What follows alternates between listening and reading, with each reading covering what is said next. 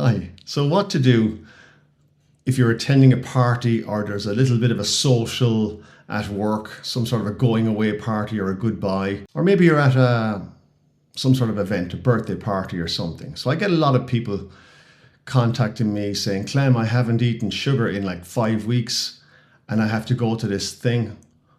What am I going to do? And it can be a real panic. And it can be a real panic because it creates uncertainty, and uncertainty creates fear. So the good news is you don't have to be so afraid. It is awkward. Yes, it is. When you're in a routine and you're feeling safe within that new routine, it can be a pressurized situation when you have to step out of that routine. But don't worry, don't panic. And I'm going to give you some tips here on how to deal with those situations.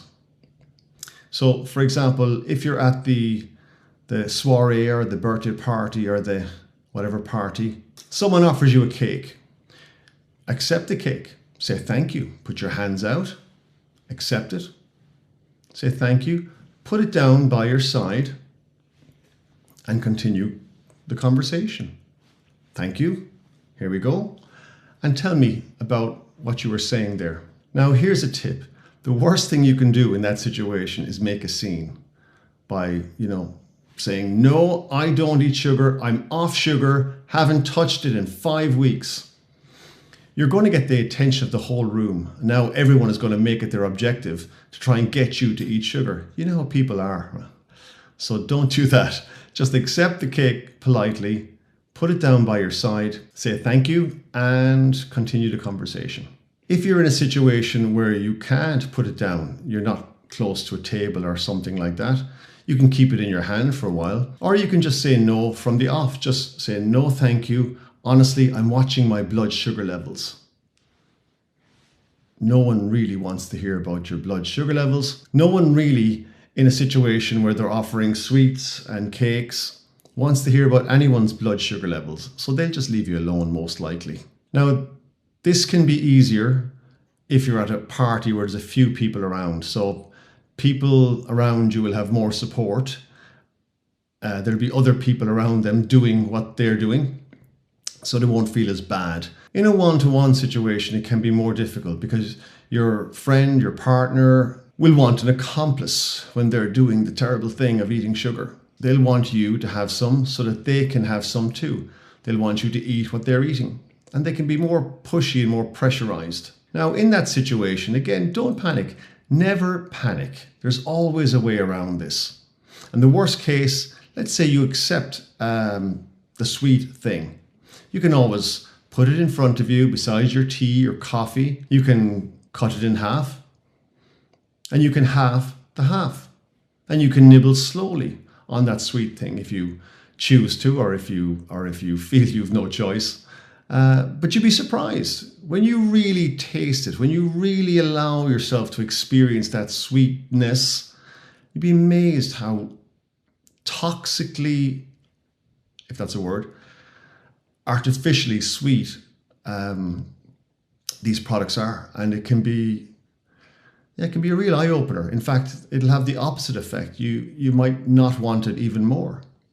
You can even exclaim, my goodness, that is so sweet. It's almost poisonous. You can always ask your friend to help you out if you offer them. Once you've taken a piece, you've broken their potential for feeling guilty about themselves, feeling bad about what they've done. And if you ask for help, they'll probably help you finish yours too. So it's okay. Now you can always take the nuclear option. You can tell your friend, are you crazy? Absolutely not. Do you know the effect that refined sugar has on your liver and how it causes fatty liver, which leads to pre-diabetes? Do you?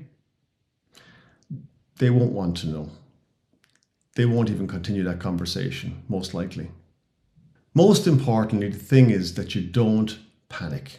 Really, whether you're just a few days into your new routine or a few weeks into your new routine, have confidence in yourself.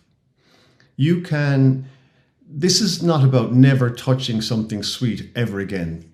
That's not realistic. What is realistic is that you can taste something sweet, something sugary, and you can feel completely in control. And in fact, that's one of the most common types of feedback that I get from people on this program. It's always been that. It's even more than weight loss. The most important thing, the biggest achievement that people tend to exclaim about is the feeling of being in control. That, yes, I could have 2 cookies, 2 biscuits, depending on which side of the Atlantic you're on, but I can have 2. I don't have to eat the whole packet. And I was fine. And again, a lot of people who were in the situation, in a work situation, for example, where the cakes have been shared around, would happily drink their coffee or tea. They find they're more engaged with the people around them. In fact, they often find that they're much more relaxed than they've ever been, because in those situations in the past, they might have been more focused on either wanting the sweet things or avoiding the sweet things, and not really paying too much attention to the people around them. Are people watching me, and are people watching how much I'm eating? Am I eating too much? Am I being judged? There's a lot of stuff going on in those situations. Genuinely, can be really challenging. So when you don't want the sweet things, and when you're focused on other people, you're making them feel comfortable, you feel comfortable, and you're taking the pressure off. So don't feel you have to do anything. But if you do find yourselves in those situations, those few little techniques are very, very useful. So again, just to recap, there's taking the sweet thing, putting it beside you, saying thank you. Do not declare to the whole room that you don't take sugar anymore, and continue the conversation. The other thing is, if it's handed to you, is to say, no, I'm watching my blood sugar levels. No one will go there. On a one-to-one situation, you can always bring out the nuclear option, saying, are you crazy? Do you know the relationship between refined sugar and fatty liver and pre-diabetes? Are you crazy?